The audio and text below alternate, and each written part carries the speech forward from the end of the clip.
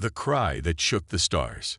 The galaxy was quiet that night, or at least as quiet as the stars could ever be, with their distant pulses, silent flares, and unseen movements in the endless sea of space. But everything changed the moment a desperate signal echoed through the cosmic dark. A cry for help that shook not only comms channels and alert systems, but also the very nerves of those who heard it, because it wasn't just a normal SOS, it was a scream from a dying world. The Telari, once proud and peaceful, had ruled their side of the stars for over 500 years, believing themselves untouchable, wise, and far above the primitive species they refused to share power with, and among those they rejected most brutally were the humans, natives of a death world called Earth, a place so violent and unpredictable that the Galactic Council once declared its people unfit for civilized diplomacy. But now, the Telari were the ones on their knees. Their message, broadcast on all known frequencies, was full of static, panic, and terror, as one of their high elders, speaking in a trembling voice, begged anyone, any species, any system, any soul, to come to their aid. For their colonies were falling one by one to a monstrous enemy that gave no name, spoke no warning, and showed no mercy, tearing through defenses like paper and consuming cities like fire through dry grass. Ships exploded in orbit, ground defenses failed without a fight, and millions vanished without even time to scream. Some whispered the attackers were the ancient Varnuk, creatures of shadow and hunger, long thought extinct, but now seemingly risen to take revenge on the galaxy that had forgotten them. The Telari's message ended with a simple, broken sentence. We were wrong to ignore Earth. If anyone can hear us, tell the Dithworlders. We need them. And then, silence. For 5 minutes. Then 10. The signal drifted, unanswered, across star systems and trade routes, and many who heard it turned off their receivers, too afraid to get involved, too sure that humanity would never forgive, too afraid of the wrath they once laughed at. But in the far outer rim, where Earth's hidden colonies had grown in secret and the core human fleet trained in silence, something ancient stirred. In a command room buried under the surface of Luna Prime, General Cal Draven listened to the signal 3 times in a row, his face like stone, his hands clasped behind his back, while his officers waited for the one order they knew would change everything, not just for Earth, but for the whole galaxy that once mocked them. Bring the fleet online, Draven said, his voice cold and calm, like a sword being drawn, and in that single moment, decades of silence ended. Massive starships, hidden inside asteroid bases and deep ocean hangars, began to rise. Pilots who had trained for wars no one believed would come were called to stations, and old warriors, many of whom still remembered the humiliation of humanity's rejection by the Galactic Council, put on their armor with a quiet fire in their eyes. Across Earth's network of hidden colonies, one single phrase echoed through encrypted channels. The cry has been heard. Wrath is coming. And somewhere, watching it all unfold, the galaxy began to feel something it hadn't felt in a long time. Not curiosity, not fear, but a cold, creeping regret. Because when Deathworlders respond to a cry for help, they do not come with kind words and diplomatic ships. They come with thunder. And they never forget. The cry that shook the stars was still echoing, and though it came from a place of desperation, it had awakened a force the galaxy had buried long ago. And now no one, not even the attackers, would be ready for what Earth was about to unleash. As the first warship of the fleet, the HSS Revenant, lit up its engines and turned toward the coordinates sent by the Telari, a young officer looked at the stars ahead and asked softly, "Why us, sir? Why help them after everything they did to us?" General Draven stared out the wide viewport, his voice low but sharp. Because the galaxy needs to remember who we are, and because some cries should never go unanswered. Far away, the stars began to dim as something terrible approached. The humans were coming. And this time, they weren't alone. The Telari's desperate signal had reached Earth, And while most of the galaxy still believed that humans had disappeared into the shadows of forgotten systems, the truth was far more dangerous. Because humanity had never gone silent, they had simply gone quiet, like a storm hiding behind the clouds, waiting for the right time to rise again. And now that time had come with a scream from those who once rejected them. Inside Luna Prime's underground command center, the heart of Earth's hidden military might, a storm of activity shook the long silent halls as alarms buzzed, lights flickered, and orders echoed across every screen and corridor, while the faces of soldiers, engineers, and fleet officers showed a calm fury that came only from long-prepared vengeance. At the center of it all stood General Cal Draven, the same man who had watched his people walk away from the Galactic Council's insults 30 years ago, the same man who had trained in the shadows when the galaxy laughed at Deathworlders, and now the same man who would lead the very fleet that could shake entire star systems apart with the press of a button. All warship corps, awaken, he ordered, and instantly, across hidden colonies, dark moons, and camouflaged asteroid fortresses, the machines of humanity began to stir. They were not like the sleek ships of the galactic elites, nor the delicate cruisers of the council races. No, the human war machines were terrifying beasts of armor and fire, massive constructs of steel, plasma, and ancient wrath, covered in scars from simulated battles and equipped with weapons banned by galactic law, not because they were illegal, but because no one else dared to use them. Bunkers rumbled as giant doors opened. Hangars hissed as pressure systems activated, and the air itself seemed to grow heavy with tension as the old war titans powered up one by one. Revenant, Oathkeeper, Oblivion, Solar Wrath, and the flagship itself, Iron Will, whose very name sent shivers down the spines of the old council species, because once, long ago, it had flown over the skies of a rebellion and ended a war in just 8 hours. The pilots, those born on death worlds like Earth, Mars, and even the crushing pressure world of Titan, were already suiting up, their faces hardened, their minds focused, and their hearts carrying a quiet rage that no training could erase, because they remembered the way humanity had been mocked, pushed aside, and ignored while it bled alone. One young pilot, Lieutenant Mira Kale, daughter of a man who died in a council blockade, stood in the launch bay of Revenant, her hand resting on the control panel, her voice steady as she said to her squad, "The Teleri spat on us, but we will not let innocent lives burn. We are human, and when we come with fire." As the ships lifted off from hidden docks and began forming in low orbit, the fleet comms came alive with the deep, unified voice of General Draven, whose message was not just for his soldiers, but for the stars themselves. "This is not a rescue," he said slowly. "This is a reminder that when you cry for help, you'd better be ready for what answers." Back in the center of the galaxy, the Teleri survivors, what few remained, were still hiding in bunkers beneath the shattered surface of their colony world, the skies above filled with the burning wreckage of their own fleet, when suddenly new signals lit up their sensors, powerful and strange, approaching fast from the darkness beyond their borders. At first, they feared the enemy had returned, but then they saw the formation, tight, precise, and impossibly large, and they saw the strange, deadly silhouettes of the ships that looked like nightmares wrapped in steel. One Teleri officer whispered, eyes wide in disbelief, "They came. The Deathworlders. They actually came." High above the planet, the Iron Will locked into orbit, and for the first time in years, the skies over a council world lit up with the pale blue flames of Earth's war engines. And yet, humanity did not speak. No greetings, no diplomacy, no mercy. Because for them, the war hadn't even started yet. Far beyond the Teleri system, in the darkest corners of the galaxy, the unknown enemy, the monstrous force that had crushed the Teleri defenses, sensed the shift in power, the silent arrival of something they had not expected, resistance.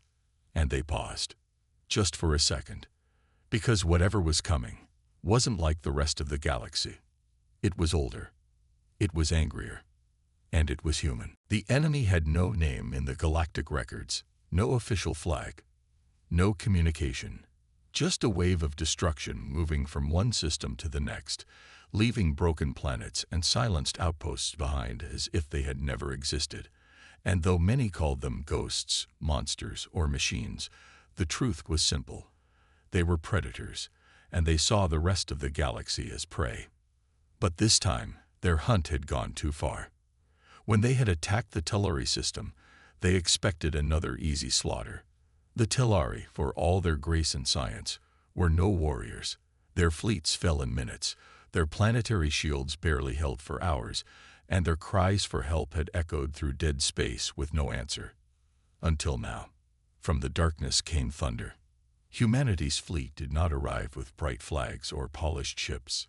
Their vessels were black as void, covered in scarred armor and ancient battle marks. Glowing faintly with power from engines older than most civilizations, they looked like they had crawled from the grave itself, angry that they were disturbed. And at the center of them all was the Iron Will, the last ship to ever fire during a Mars uprising, the same ship that had ended wars before they even began. The enemy's scout ships detected them first, hundreds of incoming signals, each larger and more armed than anything they had encountered in this region. Still, the enemy advanced. Their weapons charged. Their formations shifted. They were not afraid. They should have been. General Draven watched the screens aboard the Iron Will, his hands calm behind his back, his voice quiet but clear across the fleet-wide channel. They don't know who we are, so let's introduce ourselves. Within seconds, the first wave hit. Human warships didn't open with light attacks. There were no warnings, no holding back. The opening volley was pure destruction. Plasma torpedoes, rail cannons, EMP missiles, and gravitational shock shells, all firing at once with brutal precision, tearing through enemy ships like paper. The enemy responded fast, sending in more cruisers and attempting flanking maneuvers. But the humans had trained for this. On every Deathworld colony, children grew up in harsh conditions. Soldiers learned to fight blind, wounded, outnumbered. Pilots drilled in asteroid fields and black holes. Humanity had made war an art, not because they loved it, but because it had been forced upon them for centuries. Lieutenant Mira Kale flew Revenant like it was part of her own body, diving through enemy fire, dropping decoys, and unleashing drone swarms that screamed like angry birds of prey. Squad Alpha, hit the lead ship's core, take out its engines and let the rest burn, she said calmly as explosions flashed all around her. Across the system, Telluri survivors watched from their bunkers and shelters, eyes wide in disbelief. They had seen the enemy crush everything. Now they saw them being torn apart, burned down, forced back. Is that the humans? A young Telluri whispered. His commander could only nod, stunned. That's not just humans. That's Deathworlders. Enemy dreadnoughts, once thought invincible, tried to rally. They fired weapons that had destroyed moons, but they missed. The human ships moved like hunters, sharp, fast, efficient. Then came the command from Draven. Deploy the Black Arcs. The galaxy had not seen the Black Arcs for 200 years. No one even remembered what they were. But now, they emerged from hyperspace. 3 massive ships, each larger than a city, built not just to destroy fleets, but to erase armies. Their weapon systems activated with deep, thunderous growls, and their appearance alone sent the enemy fleet into disarray. One Black Arc opened fire with a weapon known only as the Rift Lance, a beam of contained dark matter that sliced through 2 enemy capital ships in one shot, and continued for 20 kilometers beyond. Another launched what was called a stellar cage, surrounding enemy squadrons in a field of gravity spikes and collapsing them into compressed energy cores. The third simply released hundreds of microdrones, eye-guided hunter-killers that latched onto enemy hulls and burrowed deep before detonating from within. The enemy had never faced anything like this.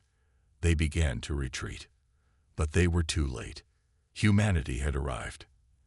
And they were not there to rescue. They were there to end the threat, completely. As the last enemy ship exploded into silence, a wave of static rolled across the battlefield. Draven stood in silence for a moment before finally speaking. "They will remember this day," he said, his voice hard as steel. "Not because we saved lives, but because they learned what happens when Deathworlders answer the call."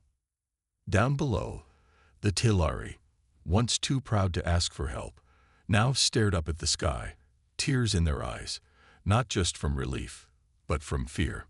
Because they realized that they hadn't just called for help. They had called on something far more powerful. Something that had waited too long. Something human.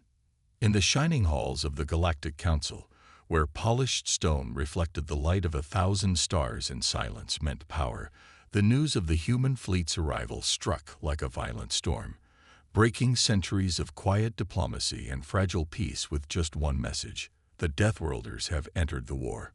The council was made up of hundreds of species, old, wise, and proud. They had seen empires rise and fall. They had created laws to prevent chaos. They had punished races that disobeyed. But as they sat around the great circular table, none of them spoke for a long time. Because for the first time in ages, they were afraid. Not afraid of the enemy that had been destroying colonies and silencing worlds, but afraid of the humans, because humans didn't ask for permission, didn't follow galactic orders, and most dangerously, didn't stop once they started. High Chancellor Velfar of the Dragari stood and slammed a metallic claw on the table. "This is unacceptable. Humanity had no right to bring black arcs into a council-protected zone. Those weapons were banned long ago. They should have remained buried." Ambassador Clean of the Varn race nodded slowly, his tentacles twitching. "We must demand they withdraw. If they continue this level of aggression, they will destabilize the entire quadrant." But not all agreed. Ambassador Solari, one of the few who had visited Earth, stood quietly. "You all fear what they've done, but the Tillari would be extinct if they hadn't acted. The humans didn't come to conquer. They came because someone asked for help, and the enemy forced their hand." But reason was a whisper in a room full of thunder. The council voted within the hour. They would contact humanity, demand answers, and if necessary, interfere. Back on the flagship Iron Will, General Draven was reviewing the damage reports. His fleet had lost 2 ships. 14 soldiers had died. It was a small number compared to what they had stopped, but every loss still burned.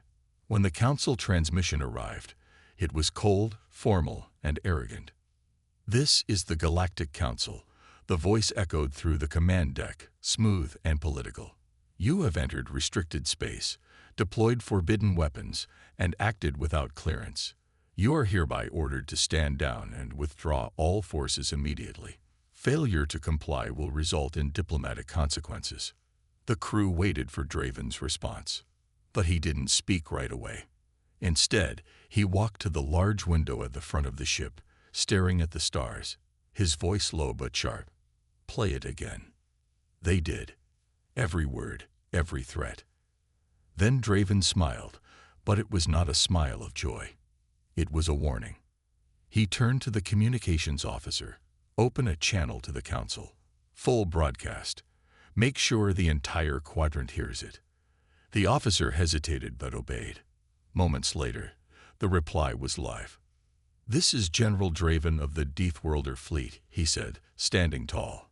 "We received your message, and we reject it." Gasps were heard even on distant council ships. "You speak of rules while people are dying." Draven continued, his voice rising with anger. "You sat in your halls of light while planets burned in the dark. You waited. You debated. We acted." He stepped closer to the feed. "You don't like our methods. Fine. Send your fleets. Try to stop us. But remember one thing.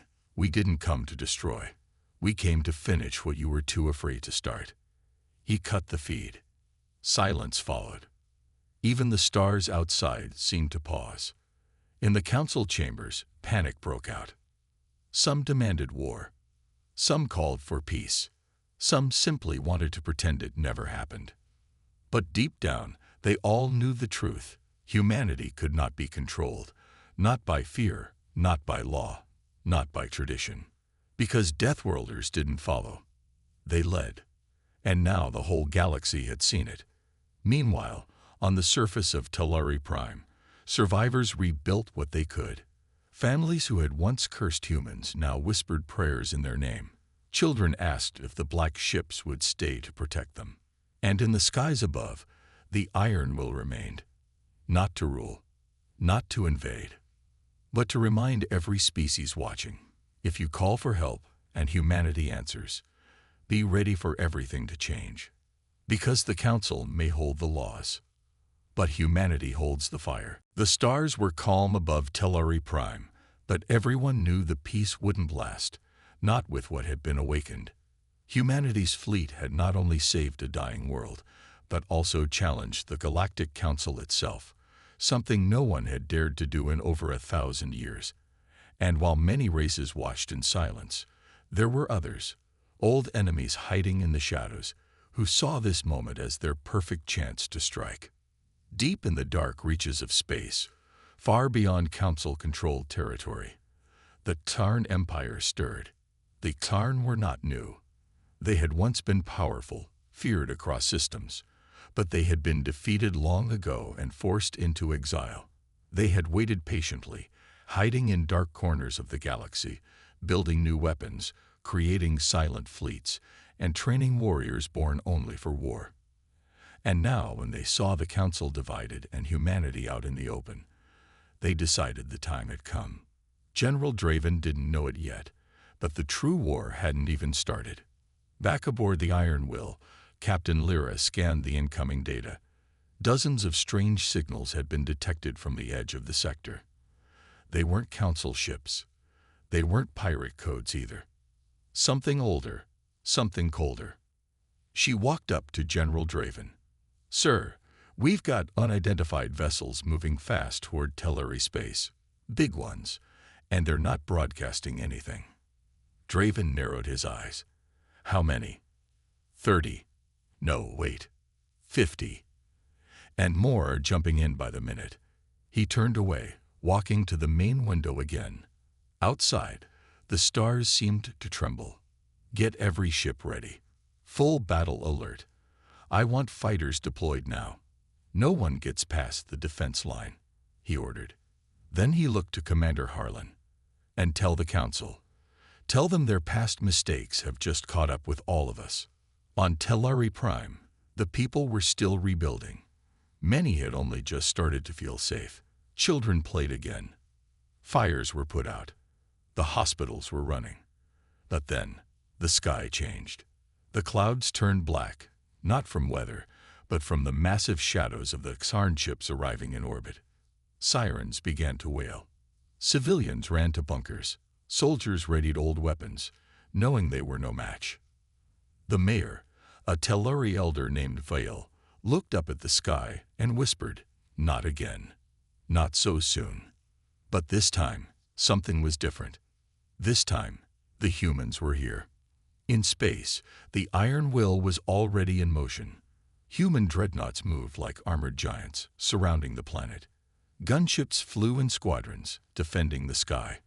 And the first shots of the second battle were fired not by the enemy, but by the humans. Explosions lit up space like stars being born. Human railguns tore through the lead Xarn vessels. Fighters raced through enemy lines like angry wasps, dropping plasma bombs and vanishing before counterfire could lock on. But the Xarn were not weak. Their ships didn't fall easily. Their weapons were brutal. A single hit from their plasma cannons could turn a cruiser into dust, and they were not afraid to die. One by one, smaller human ships took heavy damage. The Morrigan was hit directly. Its engines exploded in fire, spinning the ship into the planet's atmosphere like a falling star. General Draven watched the battlefield with cold eyes. "They want war. We give them war. Then he gave the order, deploy the Titans. On the far side of the fleet, 3 massive ships powered up. These weren't normal battleships. These were Titan-class destroyers, the largest war machines ever built by humans, each one the size of a small moon, each one carrying weapons forbidden by the Council centuries ago. The first Titan, Eclipse, opened fire. A single beam of compressed light cut through 3 Xarn ships in one sweep. The second Titan, Revenant, launched drones, thousands of them, swarming enemy ships, disabling engines, slicing into hulls like metal insects. And then came the third Titan, Valkyrie, known only in whispers as the ship that never retreats. It moved forward, straight into the center of the Xarn fleet, and released a pulse wave so powerful it knocked out shields across an entire battle cluster. The tide had turned, but the price was high. Inside the Iron Will, medics carried the wounded. Fires raged in lower decks. Alarms echoed nonstop. Still, no one abandoned their post. No one left the fight. Because this wasn't just another battle. This was a message to the Xarn, to the Council, to the galaxy. Humanity didn't come to rule. They came because someone cried for help. But if anyone thought they could scare the Deathworlders back into silence, they were about to learn the cost. The battle over Telluri Prime had ended, but the sky still glowed with the fire of wrecked ships. Xarn vessels, once symbols of terror and power, now floated lifeless across the orbit like silent graves. The Titans stood unharmed, their armor still smoking from the heat of war. And on the surface of the planet, the people looked up, not in fear, but in awe. They had called for help. They had expected words, diplomacy, maybe a few aid ships. But what came was the full force of Deathworlders, beings born from fire, trained by pain, and sharpened by centuries of survival on the deadliest planet in the known galaxy. Humanity had answered the cry. And now, the galaxy was watching. Inside the Iron Will, General Draven stood silently at the main command window. His face showed no victory, no smile, only the calm of a man who had done what had to be done. Around him, the command crew worked to restore damaged systems, scan the battlefield for survivors, and prepare for whatever came next. Draven turned to his second-in-command, Commander Harlan. "Send the message." Harlan blinked. "Sir, to whom?" "To everyone," Draven said firmly. "Broadcast it across the entire Council grid, open frequencies, encrypted lines, every channel we can. Let the Council, the outer colonies, the Xarn remnants, the pirates, the mercenaries, let them all hear." Harlan nodded, and within minutes, the message was prepared. The screen lit up with the symbol of the Human Defense Coalition. Then the general's voice spoke clearly across 100 worlds. "This is General Draven of the Terran Deathworlder fleet. You sent for help. We came. But you did not just call warriors. You called survivors. You called builders, protectors, and if needed, destroyers. We did not come to conquer. We came because someone was crying in the dark, and no one else answered. Let it be known, if any planet cries again, humanity will hear them. And if you strike the weak, if you hunt the helpless, we will come again. And next time, we will not stop at your ships. We will come for your thrones." The message ended, and across the stars, silence followed. On Council Prime, the message played in the High Hall. Counselors stood frozen, some in shock, others in quiet rage. The Telluri ambassador wept silently, remembering the burning of his world just days before. One old counselor whispered, "They didn't ask for permission." Another replied, "They never will." But no one dared to condemn the humans, because they all knew the Council had failed to answer that first cry for help. It was humanity who had blood to protect Telluri Prime. It was the Deathworlders who had burned through Xarn fleets like legends come to life. And now, nothing in the galaxy would be the same. Meanwhile, across hundreds of colonies and fringe worlds, People gathered around screens. Farmers on dust-covered moons, miners deep inside asteroid belts, exiled scientists on lonely stations. They all listened. And something strange happened. They felt hope. Hope, not because humans were perfect, but because humans had proven they would not stay silent when others suffered. For the first time in decades, the small worlds, the weak races, the forgotten systems, they all felt seen. In backwater bars, old veterans toasted to Earth. On damaged moons, children wore homemade helmets and ran around shouting, "We are Deathworlders." In secret, even rebels and pirates whispered, "Don't mess with the humans." The galaxy was shifting. Back on Tellari Prime, General Draven stood with Captain Lyra and Mayor Vale. The Tellari elder looked around at his city. Damaged, yes, but alive. His people were rebuilding. The children were laughing again, and the sky was safe. Vale turned to Draven. "You didn't have to come." Draven nodded slowly. "But you asked. And now the council fears you," Vale added. "They should," Lyra said quietly, standing beside them, her arms crossed. Draven didn't smile, but in his voice there was something rare, something close to pride.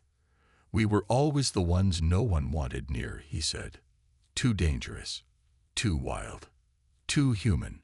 But when the universe forgets what pain feels like, it needs someone to remind it."